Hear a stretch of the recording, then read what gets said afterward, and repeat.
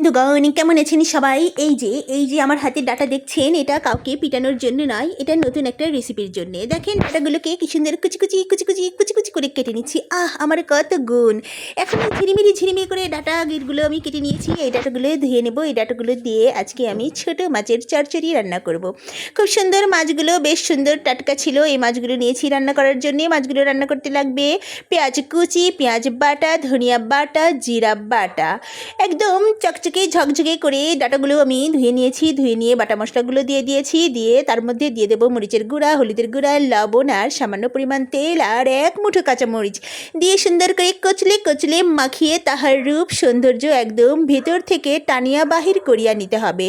দেখেন তাহার কি সৌন্দর্য! এই সৌন্দর্যের মধ্যে যখন মাছগুলো অ্যাড করিব একদম মেকআপ পারফেক্ট। তার মেকআপ করা হয়ে গেলে তাকে 10 মিনিটের জন্য রেস্টে দিয়ে দেবো। চলে আসবো আমার ওভেনের কাছে আর নিয়ে আসবো ওই সেই প্রাচীন আমলের গুহা থেকে উদ্ধার করে আনা আমার সেই কড়াইটা। এই কড়াইয়ে পেঁয়াজ দিব, তেল দিব, দিয়ে একটু ভাজা ভাজা করে মাছগুলো দিয়ে হালকা হাতে নাড়াচাড়া নাড়াচাড়া করে সামান্য একটু জল দিয়ে ঢাকা দিয়ে দেবো। ঢাকনা উঠিয়ে নিলেই হয়ে গেল রান্না। এই তরকারি আপনারা ভাত অথবা রুটির সাথে খেয়ে নিতে পারবেন। বাহ!